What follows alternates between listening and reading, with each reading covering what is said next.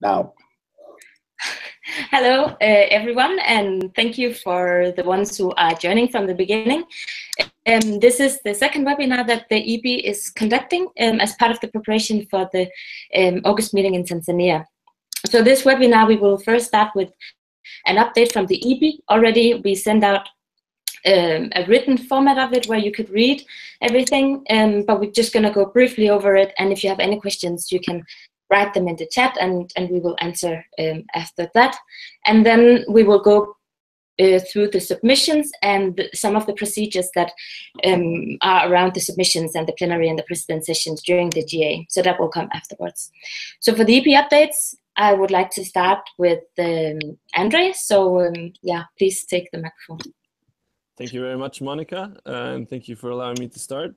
So there is only 2 points that I would really like to highlight in regards to capacity building. Of course, we're doing other things as well, such as, if you remember the updates from March meeting, we're further developing, let's say, NMO management sessions.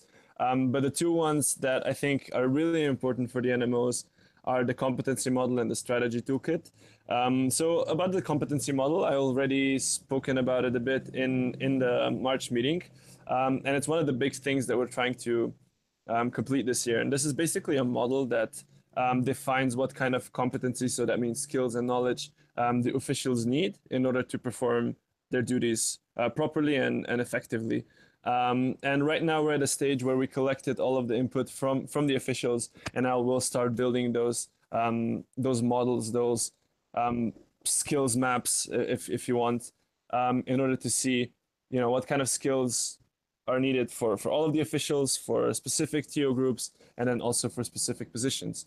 But this is not all. There will also be kind of 2 more parts to the document or to the story. One is that also, of course, how to acquire these sort of skills and knowledge, and that will mostly be done also with the EB elect, the VPCB elect, and we'll start with the next term already to see how that fits into the whole term. And then the third and last part, which is maybe the most relevant for the NMOs, is also that there will be sort of a bit of a manual or kind of like a guideline on how to create these sort of things, also if you will want to do it in your own NMO. So kind of the lessons that we learned from this process on an international level, and maybe how to bring it on a national level. The second thing is also kind of, we just had a strategy, IFMSA strategy presentation yesterday. And also in the European strategy, we have it defined that, strategies are something that's really important for NMO development. And we would like to get this knowledge to the NMOs a bit more. And the strategy toolkit is one of the ways that can be possible. Now we've gathered some really, really important and valuable information and experience now with creating the IFMSA strategy 2017-2020. And hopefully, we'll also translate that knowledge into a toolkit that'll be easy for NMOs to understand. Now we're working really hard to try to publish at least the first drafts before the August meeting. But I can't really promise that 100%. So if there's anyone who's interested in that, I can always ask. Probably best to ask me. And then just keep your eyes peeled for those emails with the drafts, with the toolkits and the models. So that would be it from my side. Thank you very much. Thank you, Andre, and I will take it from there, because the next slide is about the members and recruitment of members and some of the things that I've been working on with the regional directors. Some of the things that we figured out in the beginning of the term is that when it comes to recruitment of members and also follow-up of our new members, especially candidate members, there was not really any procedures, and it was very up to the term and the people how they wanted to do it. And that also makes it very difficult, because there's nothing to build on. So what we've tried to do is to now really actually make a recruitment manual that clearly defines the different steps that we need to go through with the NMOs before the deadlines come, so that we won't receive candidates one day before, that we cannot, that we do not have time to review. And when do we want to be in contact with them? How do we want to start it all? And most importantly, also, how do we want to follow up on them? What are the criteria that we actually want from our NMOs when they get into IFMSA and when they upgrade for full membership? And how do we make sure that they come to that stage? So we have developed some templates that are easy to use for regional directors so that they can follow up and report on it. And then, as some of you may have noticed, there are also some bylaw changes. So I won't go further into that now because we're gonna go through that in the submissions part of the webinar. But we hope that some of all this will make the process of recruitment a lot smoother and make sure that our members are actually developing a bit more in the process. Yeah, so I think that's what I want to say about that. And then I would hand it over to Dominique. Here you go. We can't Sorry hear about that. Yeah, thank you. Thank you very much, Monica. Welcome from my side as well. I'd like to start with programs. Some of you might have seen some emails that were sent over the NMO server after the March meeting. So during the March meeting, we had a process together with program coordinators to discuss the update of program descriptions, because we found them to be a big big obstacle in our work, mostly because of overlap, so that there's overlapping goals between programs. We've already tried to tackle that a bit as much as possible by updating focus areas of programs and seeing where do they overlap, and when we found them, to find a solution together with relevant program coordinators. Then we looked at the terminology used in the descriptions.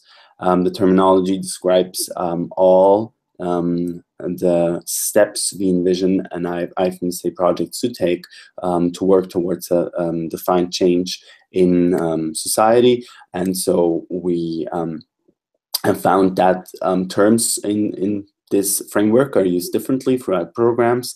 And so we've come up with a directive that features better descriptions and also definitions of all terms that can be used for future program descriptions, but also to update the existing ones. And lastly, we have been working on infographics for all programs to have a better visualization of all of them.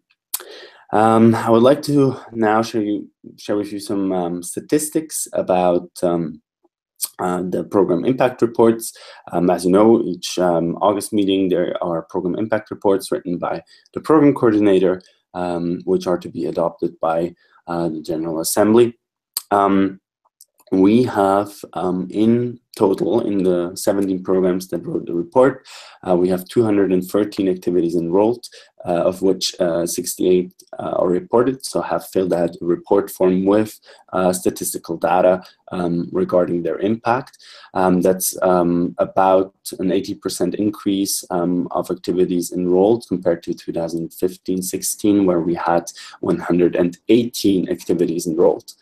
The program with the most enrolled activities is the Healthy Lifestyles and Non-Communicable Diseases program, as already last year, and we really see that the NMOs are working on this quite a lot. And lastly, 45% of all NMOs enrolled activities this year. The ones with the highest numbers are IMP Ecuador, MSI India, and SAMSIC Slovenia, so very much congratulations to them for a great performance. If we go to the next slide, we can see, or we can, yes, we can. So you can see a world map where every country with NMOs that have enrolled activities are colored in blue. So you can see there is activities from all regions in IFMSA. And then you can see the graph where you can see the different programs and the number of enrolled activities. So as mentioned before, the Healthy Lifestyles and Non-Communicable Diseases program is the highest one with 28 activities, followed by the HIV, AIDS, and other STIs program. And then tied for the third place is the Communicable Diseases and the Ethics and Human Rights in Health program. I think that's already it for programs. Now, I think I'm just going to carry on because we're going to get to the secretariat now. For the Secretariat, you will have seen that this year we are focusing a lot on writing standard operating procedures, or SOPs, for all processes that the Secretary is involved in. The way that works, the Secretary writes those SOPs, sends them to the EB for adoption, and then it's archived for years to come. The goal of this is really to have a task described in one document that you can then give to another person to carry out. That is something we believe will increase the sustainability of the Secretariat, and also will not make it dependent on one person. Since March meeting, we had 3 more SOPs adopted, and we have 6 SOPs updated. And I just have to say, like, it's quite a lot. We changed quite a lot in some existing SOPs. But we now believe we really cover everything that's to be done. So we're quite happy about that. The strategy that we talked about yesterday has been given to AMC, so the Academic Medical Center, our partner for the Secretariat, for a last review, and we have the all clear from there to proceed with the strategy as it stands now, which of course is very important for us because we could not proceed without them agreeing. There's a new contract between IFMSA and AMC for the term 2017-2018. It's ready to be signed. We're just waiting on one final number, and then the current EB will sign it for the next year. That was done. This arrangement is done actually that the EB with a lot of experience is negotiating a contract for the next year, so that we avoid having a new EB negotiate a contract. And lastly, interns. So we have assessed our possibilities to have interns in the Secretariat because, as we described a lot of times, we would like to expand the Secretariat, and as we don't really have the money right now for more full-time employees, we have decided to look for interns. We assessed multiple possibilities, but then we came to the conclusion that the AMC job platform is our best option. We sent out a call there. We received 5 applicants. We received 7 applicants, 5 of which were interviewed by the Secretary, myself, and Hannah Luchev, the VPA-elect. And from these 5, we have selected 1 applicant who will start her work in September 2017. Yes, I think that's all from my side. Then I think I will continue, and this is Marie. I will tell you a little bit about what the external work, and I'm going to focus it mainly on the global external focus areas, or the so-called GFAS, which is the framework that was adopted in August meeting last year, and which has really been guiding our work in IFMSA throughout this year in external representation and in sort of the global health arena. What our judgment is from the LO team and myself, and also some of the regional directors and other TO members, is really that it has been a very successful framework. We've seen great results, and I think especially during the World Health Assembly in Geneva, which was held here in May, which is really the biggest global health meeting of the year, where all the important actors in global health come together. We could really see how IFMSA has a great network and has really advanced within the global external focus areas. And we had a meeting with the executive director of UNAIDS, for example. We have our own side event, formal side event inside the WHA on NCDs, and we had again a side event that we hosted together with UNRWA and the Lancet, and other great achievements, such as attending meetings with high-level stakeholders and on universal health coverage. And overall, we could also see it during the pre-WHA, where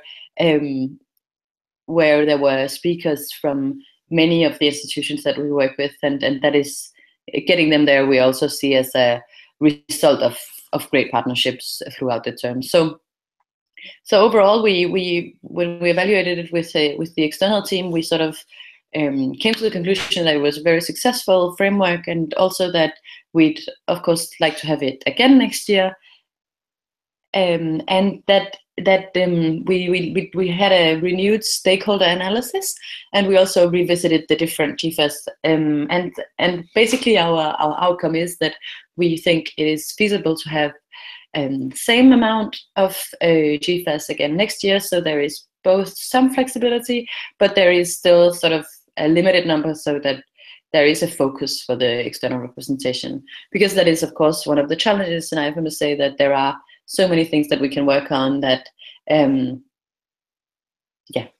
if we don't narrow it down ourselves, we risk going to where we've been some time ago, where it was quite, where we're working on a lot of things and maybe not getting as much out of it as we could.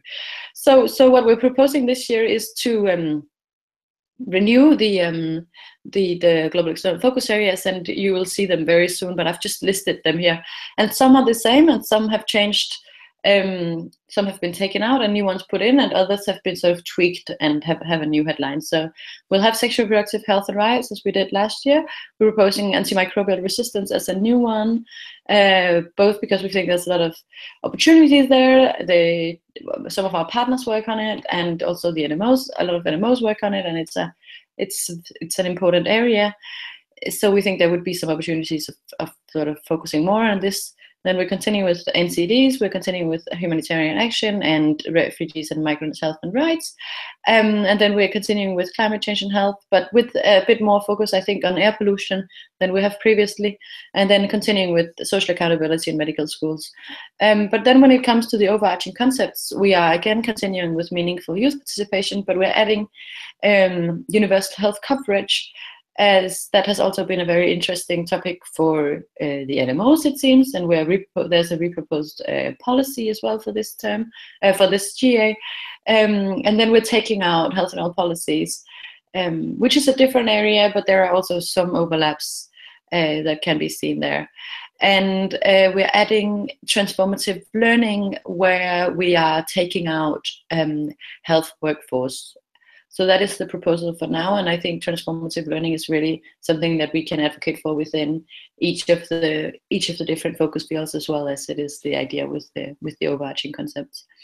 So I think that is a short update from my side with the GFAS. But feel free to ask questions if you have to some of the other areas of external representation. And then I'd hand over to Joachim, who will tell you a bit about finances. So, thank you very much. This is Joachim, VPF. I just wanted to share with you all mainly two things. The first one is the achievement of the Task Force on Fundraising and producing an ethical fundraising framework for guiding our future work on evaluating potential sponsors, as was mandated for us to do since the March meeting, to increase our possibilities for sponsorship. Now, this is as a first version of a guiding framework. I'm very pleased with the outcome, and I hope it will help us greatly. Of course, this is something that is to represent NMOs in our international fundraising, and especially then sponsorships. So we sincerely hope that as many NMOs as possible will take part and read the framework and see what they think about it, and of course also take part in the evaluation process, which will be done during next year, when they try to implement it and see if it is helpful or not. This is the type of document that's only useful if it's continuously kept in mind and updated after we learn more and after how we think the work progresses. So, but at the first work, I hope you think it represents our federation, and otherwise we'll be happy to hear your thoughts on how to make it even better in the future. The second one thing I would like to share with you all today is something we have been working on in the background in the EB, which is investigating possibilities for a donation system for our federation as another option for raising funds. We have been performing a quite extensive legal investigation into what possibilities we have and what demands we would now need to fulfill in order to establish something like this. And following that, we have also been writing some internal documents for how to handle donor information and what policies we will have towards donors and similar, that we can of course share And at the moment, we are mainly looking into technical possibilities for actually setting it up, which is in the final phase. So we hope to have it up and running and be able to show it to you during the August meeting. And those are the two main achievements I would like to share with you now for finances. And if you have questions regarding this or something else, I'd be happy to answer them. Thank you, Joachim. So I will explain a bit about the alumni. That is on behalf of our president, Omar, who unfortunately could not be here today.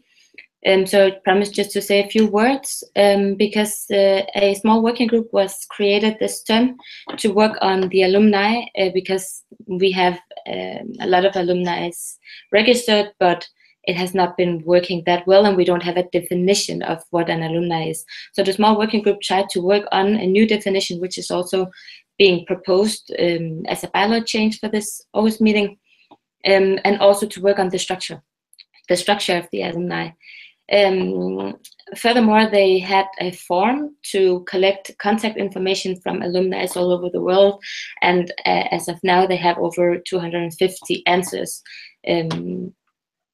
And then they, of course, included the alumni in the work of the March meeting and are going to do it as well in the August meeting. Yeah, so I think that's the update regarding that. And that ends the updates. The next part of the webinar is the submission webinar, and we're going to go through the procedures of the GA, the President Sessions Plenary. Then we're going to go through the bylaw change proposals. After that, we will go through policy statements, then memorandum of understandings, sponsorships, and lastly, the various reports and some good tips and tricks for you. So if we continue to the procedures, then the first part of it is the President Sessions that I would like to say a few words about. The President Sessions, also called morning sessions, they happen in parallel to all the standing committee sessions.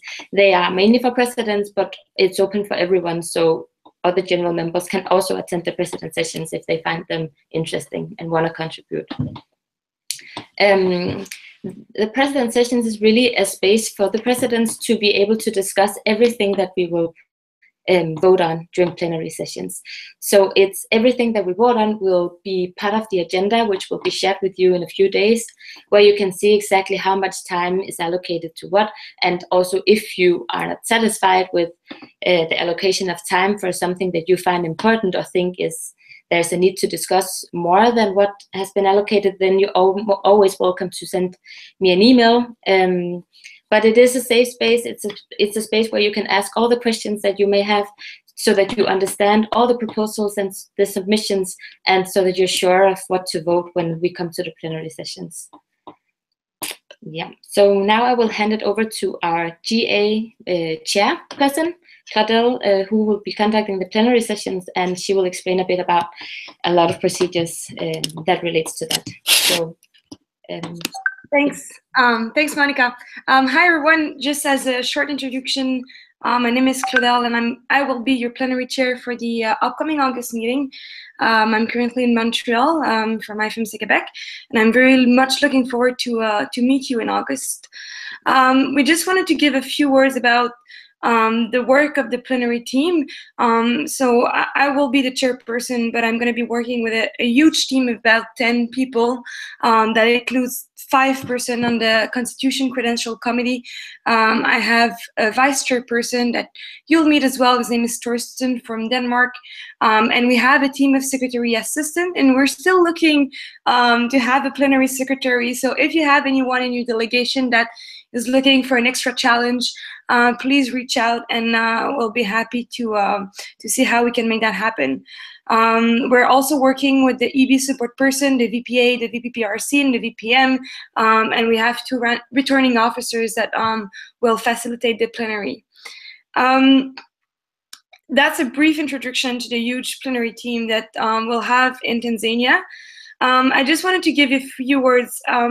If it's your first time in plenary session or you're at your first GA, please try to attend the plenary simulation that we'll have on the arrival day. So that's going to be on August 1st in the afternoon. It's already settled in the GA agenda, but if you're able to make it, please do. I think it's going to help you understand a bit better how the plenary works and how you can make the most of it, and most importantly, how you can make sure that the voice of your NMOs is heard throughout the plenary. We'll also have a session during the President's workshop at the pre-GA. So if you're able to make it as well, it's another opportunity for you to learn. In terms of preparation, I don't think I can stress enough how it's important to prepare yourself if you want to have plenary that are interesting, entertaining, and it allows you to contribute fully to the development of the Federation. So I would say look at the agenda, the plenary agenda that we shared, look at the submission, and if you're attending this webinar, it's already a good step in terms of preparation, but make sure you read the documents and you pass the documents through your delegation and collect feedback, and you understand what's going to be discussed upon.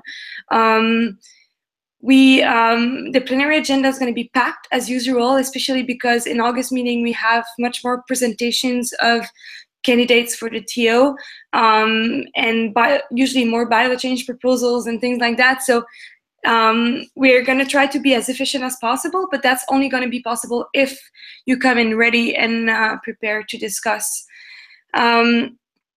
The plenary, a bit of a formal setting, but we'll try to make it as welcoming as possible. There's a lot of procedures, and I'll make sure that we follow the procedures. But I would recommend to read and read and read again the chapter 3s of the IFMSA Constitution and Bylaws. They are the core of how plenary works. They're not that long to read, and then I think it's going to be it would be a good thing to do ahead of the GA. In terms of speaking time and statements, we've sent an email a few weeks ago about this as a brief summary, and as in March meeting, each intervention will be limited to 3 minutes, unless there's a good reason to give more time. But we'll try to stick it to 3 minutes for each intervention to allow everyone to contribute fully and equally to the discussion. And that goes the same for statements. We will require statements to be given before their presentation, in hands or by email, and that will help us to understand, what's coming in terms of speaking.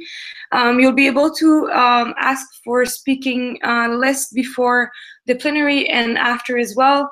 And if you want to speak during any times, you'll be able to do so, but it will just help us make sure we keep the plenary efficient if you let us know beforehand. Motions, I think you'll go through this, but you'll be able to submit motions. Just make sure you hand them the night at least midnight the day before they're due in plenary, otherwise they won't be valid. That's for normal motion. For procedural motion, you can submit them at any time. And you'll see in the President's Survival Kit for the GA, there's a good summary of what is a procedural motion and what is a regular motion. So have a look at that and have a few minutes to read through the Survival Kit. So I think that was just a brief intro to what to expect ahead of plenary. Please come in ready. We'll come in ready. The plenary team has been working for the past few weeks. We've already had 3 meetings, and I think we can have a good moment in August meeting. But come in ready, read the submission, review the candidatures, contact us if there's anything. We are there to help you as well. If there's any question you have about how you can make something happen in a plenary, we'll be happy to help you out. You can contact us as chairperson@ifmc.org if there's anything in the between, and we'll be happy to help you. I think that was it from our side, and if there's anything else, well, you can contact us or directly by email or in person, and that's going to be it for now. Thanks. Thank you so much, Claude, for being here with us. So the next slide is about the voting rights. So that is, of course, one of the most important things for the NMOs who do have voting rights. So that's all full members. And there are some criteria that you need to be aware of.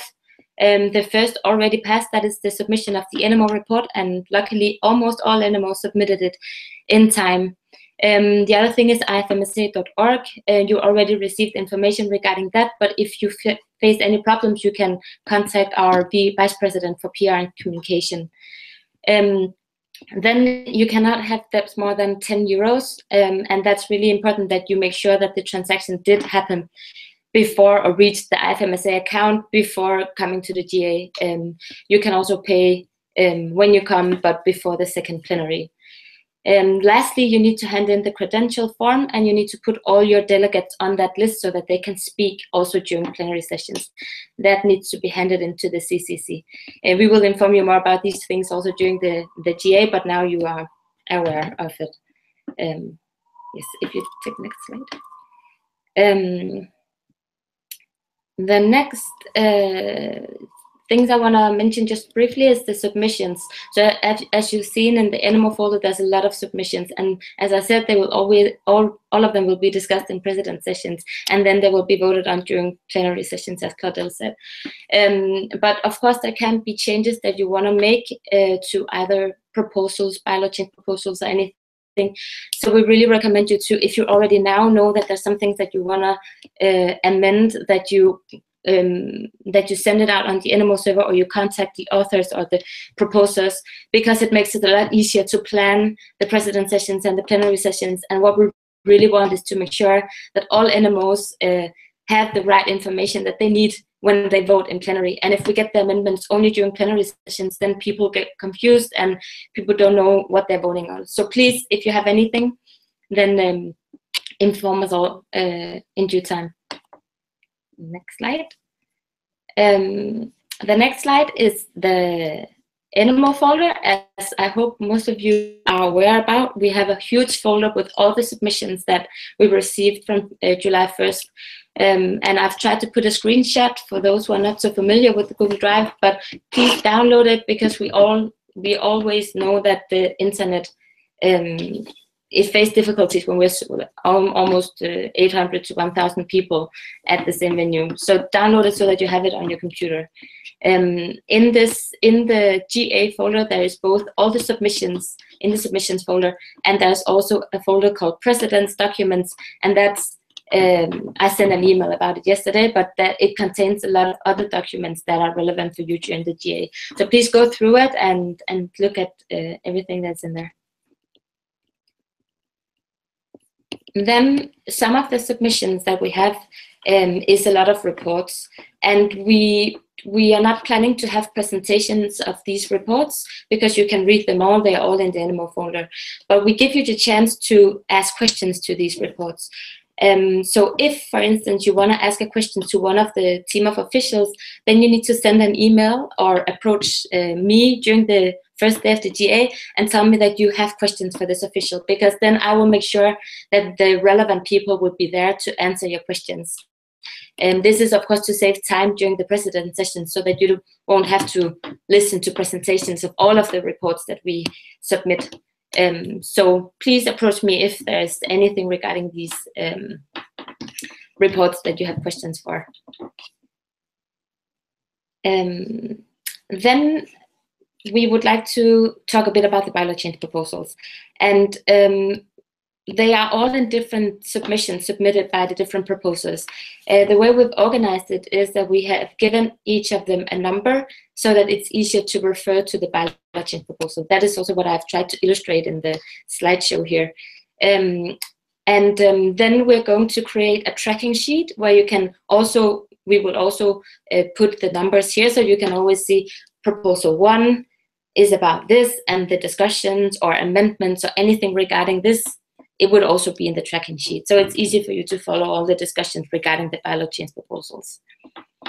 To get right into the proposals themselves, I would like to introduce the first few before I hand it over to Dominic for the rest.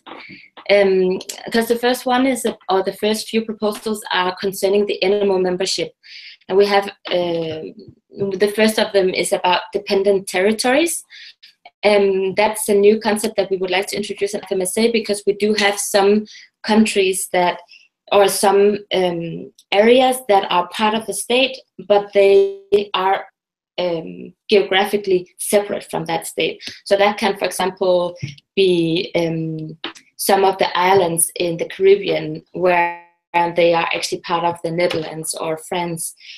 So for them, it becomes really difficult to, or if not impossible, to become part of FMSA, because they cannot, there can only be one associate from one country. So if a state has several of these territories out on the other side of the sea, only one of them can become an associate member.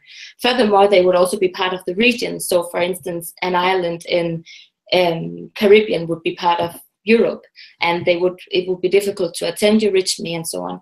So because we've been approached by some of these areas where there actually are medical schools, we figured that we actually needed a definition or somewhere to place these areas so that they can also be part of FMSA. The next one is a smaller one that's to add to our bylaws that an NMO needs to be recognized by the Ministry of Education or Ministry of Health. And now we want to add that they can also be recognized by the World Directory of Medical Schools. And that is because sometimes there can be some political things that defines who they are recognized by. And we believe that the intention of this bylaw is actually to make sure that whoever we recruit is actually medical students and not some sort of grade health institution, but a formal medical university.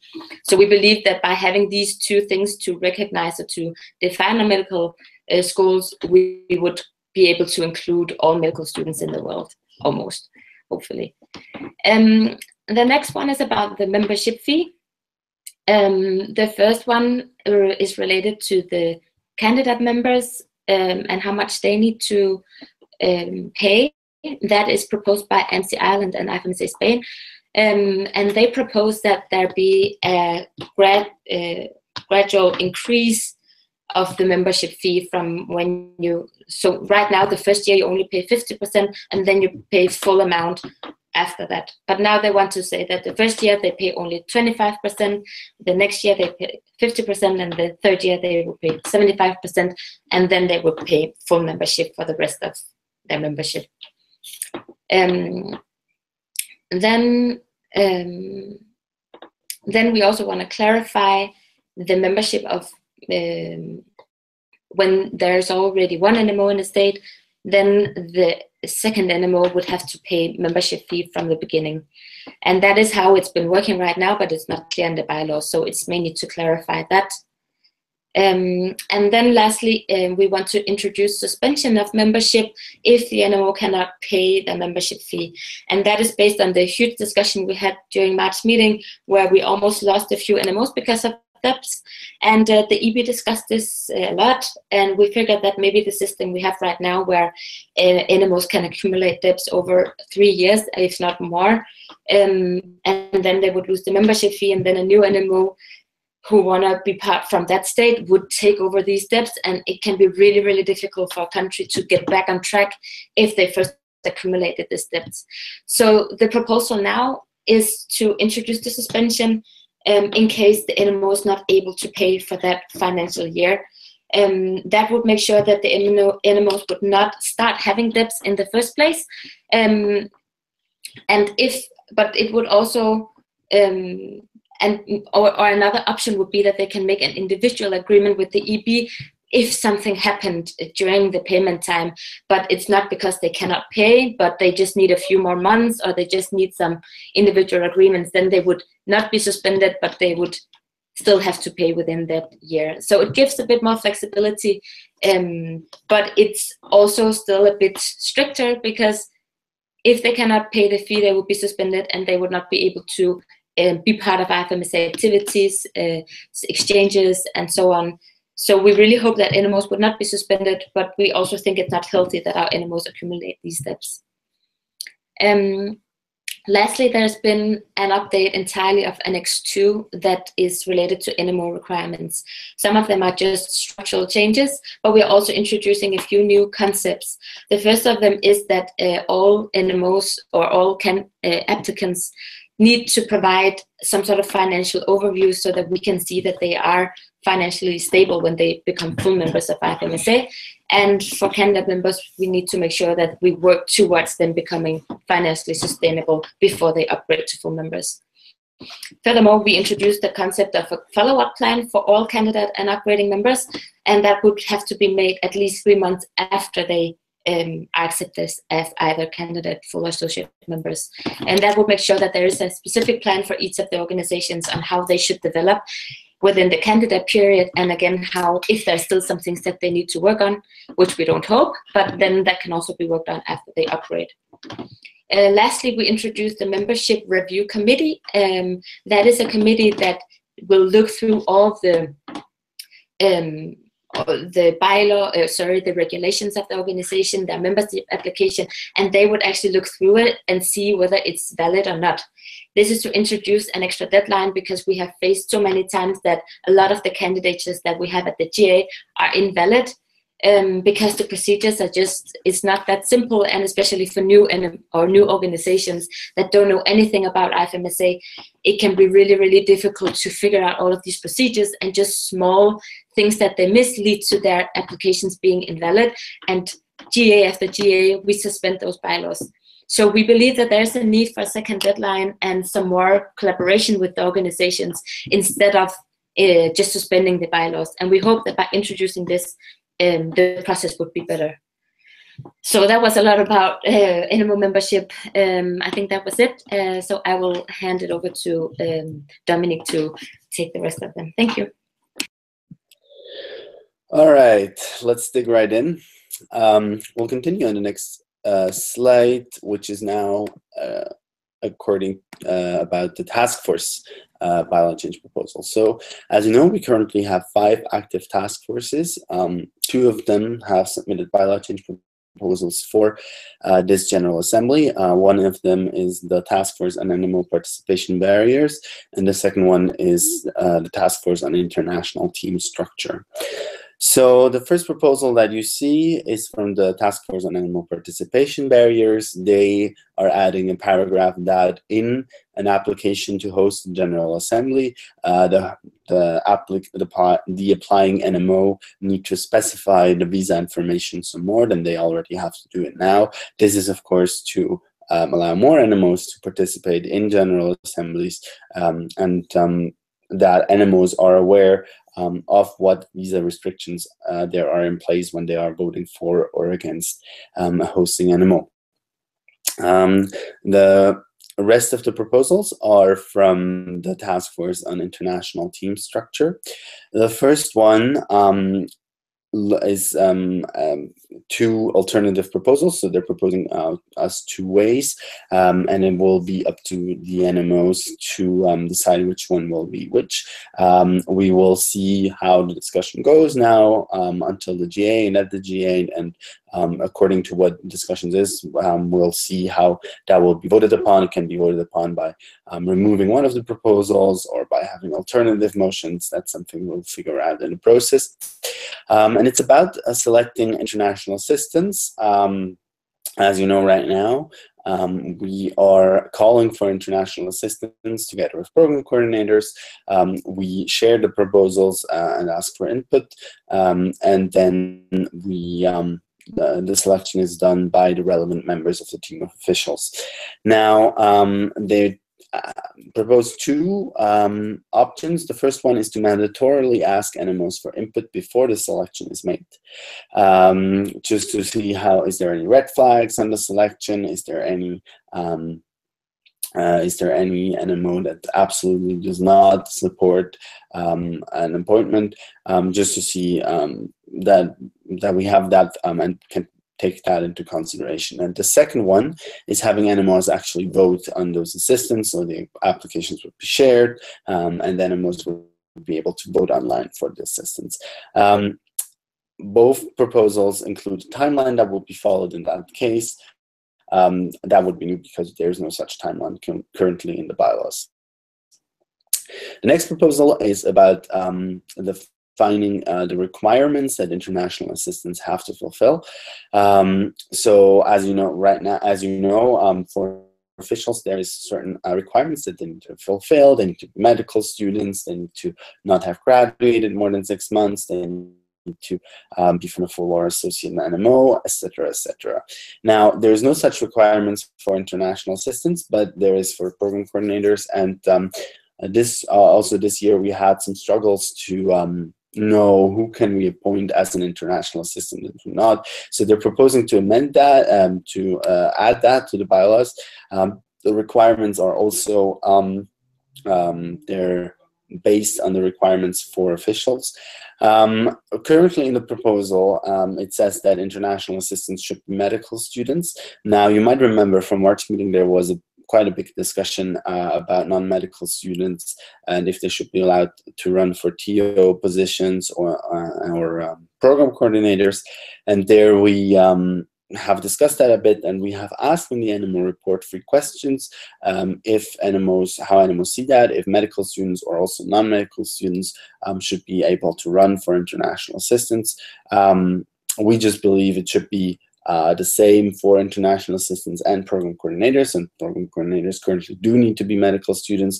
So according to our analysis of the NMO report and according to how the discussion goes, we will do an amendment to that proposal or not, if it's according to the outcomes. Next is the task force proposes some rules that international assistants must follow in the rules. So this is mostly how they support their official, how they should report, how they should interact with other assistants, etc., etc. Just some basic things that are also defined for officials. And lastly, the task force proposes to introduce procedures for suspension and removal of international assistants. Again, this is very much based on similar processes that are already in place for officials. Officials can be suspended, they can be removed by the supervising council, and here they also propose to have a procedure like that. It is to say, currently, of course, the team of officials does have the possibility to remove international assistants because they are appointed by the official after all. But here in that, we're actually, they're proposing to make this more formal so that it's more clear. Okay, so the next slide. There we're going now to the CCC consistency and validity of documents. So as you know, there was this discussion at the March meeting about the CCC consistency, mostly about a problem that Monica briefly talked about, which was a paragraph in the bylaws that said all NMOs that have debts will have their membership removed immediately without any kind of vote. But that was a different interpretation to what was done before by different CCCs. So that has really sparked a discussion on, are the interpretations of the CCC, do they vary a lot from GA to GA on the same paragraphs? So the SUBCO has come up with some proposals that they think will make this, will alleviate that problem a little bit. So the first one, the first proposal is that in case requirements other than the membership fees are not met by NMOs, so that they don't submit their NMO reports, so that they don't submit, and so that they don't update ifmsa.org, or don't have a credential form, and so on. In that case, they're removed, but that has to happen by a motion and a vote, and the motion has to be tabled by the EB, but that's not specified. So we're adding that. Next is about direct negative and seconding. We were not sure about the March meeting who could actually give a direct negative and who is seconding, because those two acts, they technically can be done right now by anyone that also has proposing rights. Just as a reminder, proposing rights, everybody basically has proposing rights, so you as the NMOs, but also the team of officials, the EB, task forces, the SUBCO, and so on and so forth. So we're not really sure about that. And in our review, direct negative and seconding is actually an act of voting. because if you put table motion and then if you ask for a secondary, it's actually you want one animal that at least would vote in favor or at least wants to have a vote on that. So that's for us a vote, and also direct negativing because that is a vote against, and we think that should only come from somebody that could actually vote against the proposal. So we're proposing that only animals with voting rights can do that, not the EB, not the TO, not task forces, and so on and so forth. Next, the next one is actually a proposal that we thought about a lot, that we think is high time that we try out. As you know, no, sorry, we have to go back. It's not yet, sorry. Okay, so as you know, a lot of times GA submissions are invalid. So candidatures are invalid, or GA host candidatures are invalid, or bylaw changes are invalid. And the only reason why they are invalid is not because of the content, but really because a signature is missing here, a stamp is missing here, or even more stupid, the signature or the stamp is not saying that that is because of who fills it out, but it's even more annoying if it's not put in the right place, and so that's really something that makes candidatures invalid that otherwise have a very high quality. And so we thought about how that could be, how we could still vote on those proposals, and we have a thought of a mechanisms whereby such changes can be done up until the GA, and we have defined 2 hours before the second plenary as the relevant time, because that is the time that everything needs to be set for the CCC that they can put in their preliminary report that is going to be adopted in plenary 2, which is when actually it is decided which bylaw, which candidatures are valid and actually can present during the General Assembly.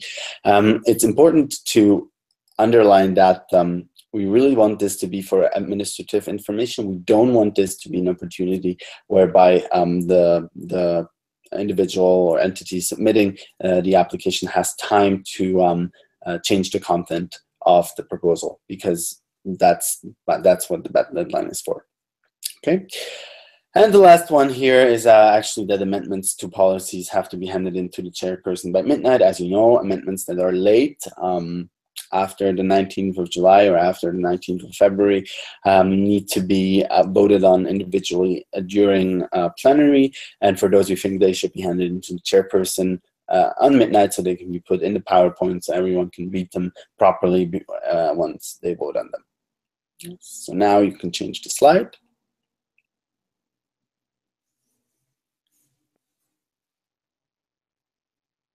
Could I have the next slide, please? Yes, perfect. Thank you. So next, we're just listing some miscellaneous proposals. As we already said before in the EB updates, there is a proposal coming on the definition of IFMSA alumni. There's different levels, so to speak. So IFMSA officials are considered alumni as soon as their end of term report is adopted by the GA. Then there's some non-officials, so that's task force members, international assistants, program coordinators, NMO presidents, and so on. They can be considered as alumni if they're approved by, if they're proposed by an official and the NMO president, and then every other NMO member can still be an IFMSA alumni as long as one IFMSA official and the one proposes them, plus the EB gives their approval.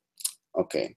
Then honorary life members, as you know, it's the president that takes care of the contact of honorary life members, but currently the EB does not have the right to propose honorary life members. For the proposal we submitted for for this August meeting, we had to ask NMOs to sign the documents for us, and we believe that's not really something we should be looking for, that we actually have to ask NMOs to sign it, because that doesn't really come from the NMO itself. And so with this change, the EB would be allowed to make the proposal itself. Next is the corporate identity rules for NMOs. And this is mostly about the logos that can be used. As you know, one key thing we're advertising for programs is that if you enroll your activity in a program, then you can use the IFMSA logo to promote your activity. We've also used that rule for SRTs that are officially recognized by IFMSA by EB decision. And we would like to clarify that in the bylaws, because currently it seems as though NMOs might use the IFMSA logo just like that for everything that they do, but in fact that's not what we mean. What NMOs can use, in fact, is the standing committee logos, because a lot of them do have the standing committee structure, and therefore we believe that's something that they do need to use. But for the IFMSA logo, that should be kept for something that is more linked to IFMSA. Okay, and the next slide. Okay, and that's the last one. Bear with me. We are changing the deadline for interim officials so that it is the same before March meeting and August meeting. Because right now for March meeting, this creates a separate call that needs to be sent out by the secretary, and we think that doesn't really make sense to have a separate deadline there. So we're just going to include it in the 1st of February deadline. Then we are updating the deadlines for Solidarity Fund. We're putting it a bit, we're pulling it a bit forward in the year so that it's done earlier. So that again, there's less deadlines for NMOs, but also that we can take those applications in consideration when sending out the membership fee invoices to NMOs. And also, we're giving NMOs the opportunity to contribute more to the Solidarity Fund if they want to, so more than the 3% that everyone has to pay. This is because we think some NMOs are interested in that option, and we think it's better if this money goes to a central pot that then can be distributed to the NMOs most in need, and not that it goes underhand to between NMOs, so that yeah. It's based on personal ties. The last change is about the strategy. So we already talked about it a bit yesterday. And as you know, the strategy will run over 3 years, from 2017 to 2020. But we think it doesn't really make sense for IFMSA to have the strategy until that time, and then during the last year of the strategy implementation come up with a new strategy, because as we've seen this term, it's really a huge process. It takes a lot of time from the EB, and it would be, in our view, a waste of time to try to come up with a new strategy while still working on the old one, particularly because IFMSA is the student organization that it is. So yeah, we think that's going to be better. Plus, I'd also like to point out we are proposing to cutting the pursued goals, which are presented by the EB-elect each August meeting. We think the EB-elect should actually work on, during their elect period, on a document that they can actually use during the term, like a preliminary annual working plan. Yeah, and that one would then be presented at the August meeting. So that was it for the bylaw change proposals. Thank you, Dominic. Then I will take over from here with regards to the things that are related to sort of the external work. And first of all, just the policies that are being proposed for August meeting, and the ones that are being proposed by the IFMSA TO, you can also find the reasons for in the policy review report that we shared according to the deadline in the Constitution and bylaws. And basically what we're proposing is one on antimicrobial resistance, children's health and rights, disaster and emergency management, ethical finance and IFMSA, health equity and social determinants for health, human resources for health, meaningful youth participation, migrants' health, non-communicable diseases, open access, open education, open data, peace building and health, social accountability in medical schools. And most of these are renewed, where we have then updated them according to the newest evidence and according to what we believe would be important to IFMSA to have a stance on. And then there are 3 that are proposed by the NMOs. There's one about active aging and life course, and it is proposed by IFMSA Pakistan and AMC Ireland. and then ethical medical placements abroad by TAMS in Tanzania and MEDS in UK, and then universal health coverage is being reproposed again by then in Brazil and IFMSA Spain, which was an outcome of the discussions during March meeting where there was seen a need to change it further than was done already in the one we adopted in March meeting. So this is it. Yeah, it won't take more time because you can read it all in the policy statement review report. And then regarding the policy procedures, how we're doing it with the TO proposals is that we're taking amendments until July 17th, and then on the 19th we will share the updated policies, so where you can see which amendments have been accepted and which amendments we have sort of rejected and why.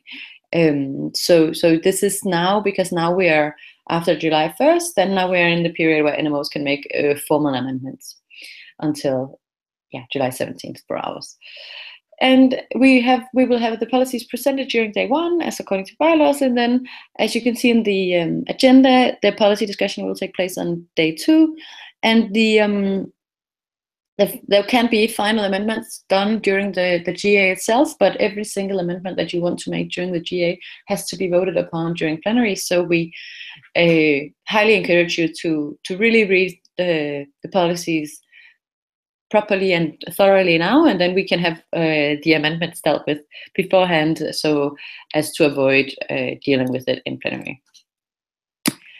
And then about memoranda of understanding, we have some new ones and some that are reproposed and updated. So there's the Asian Medical Student Associations International, AMSA International, the International Pharmaceutical Students Federation, IPSF, the International Veterinary Students Association, IVSA, and the Union Against Tuberculosis and Lung Disease, the Union, which is a new one, and then United Nations Relief and Works Agency for Palestine Refugees in the Near East. So this is UNRWA, who is also new that we're having a MOU with. We've had interns for a while there.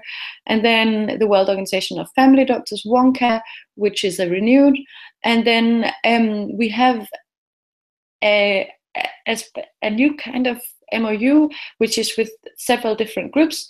And that is with the Global Network of Young People Living with HIV, Y+, Youth Voices Count, and Jamaica Youth Advocacy Network. And this is about ending discrimination in healthcare. And then we are not reproposing the MOU with the Geneva Graduate Institute, but we solely will be making a motion to renew the MOU and to extend it for 1 year. I believe it will be for now. So it will be the exact same text as you adopted last year at this time, but with that you have adopted previously, and with but just extending it. So we thought there was no reason to burden you with having to read it all through again if you have adopted it previously. And then we will move on to sponsorship proposals, and I believe that will be Joachim. All right. Yes. So we have 2 proposals for you for the March meeting, and the first one is from Ambos, which also was present in the March meeting, so therefore I hopefully know them, and it's for an article and for Facebook post, the proposal. And then we just recently got a new one, which is from the academic group, which is an insurance company that we may have had ties with previously. They are wondering if we will be interested to renew this with them, and therefore with a logo on our website for 12 months. Yes, I think that will be it. Dominic with program? Yes. Okay, we have one program proposal that was submitted for our August meeting. It's the program proposal on maternal health and access to safe abortion. As you know, currently there is an active program exactly on that topic, and of course, you may already have guessed, we're not going to keep both of them running at the same time. According to just on the topic itself, maternal health and access to safe abortion is a long-standing SCORA focus area before the program, so it's something that SCORA members worked on quite a lot even before programs.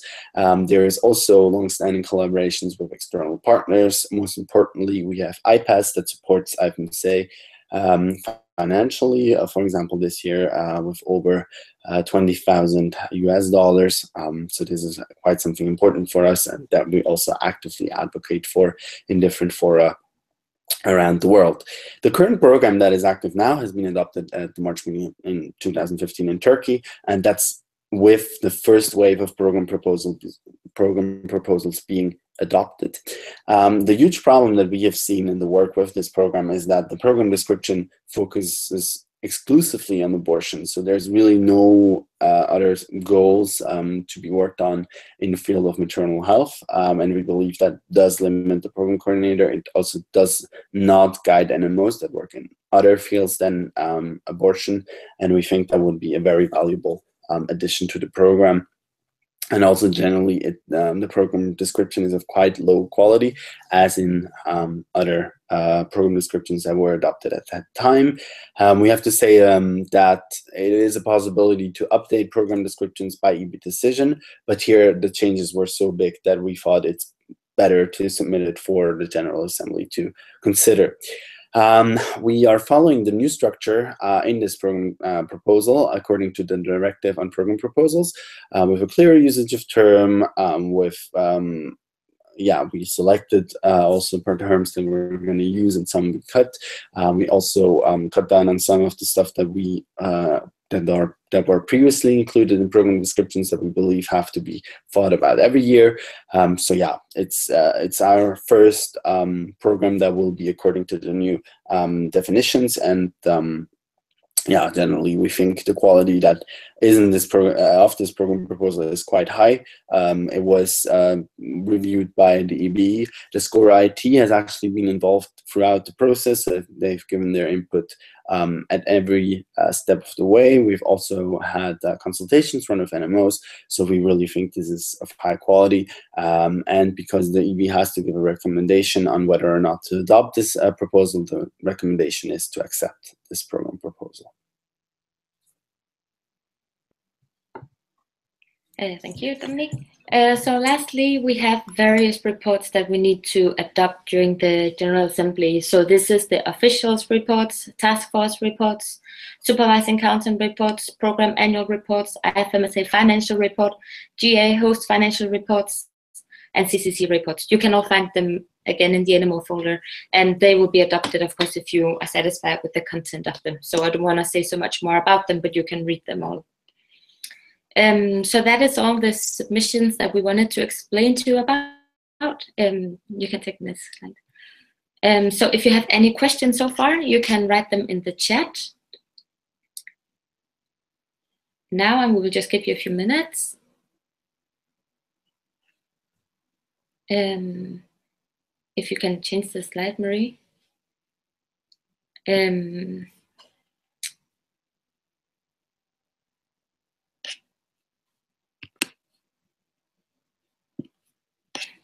So just before, if there's, yeah, you can change the slide.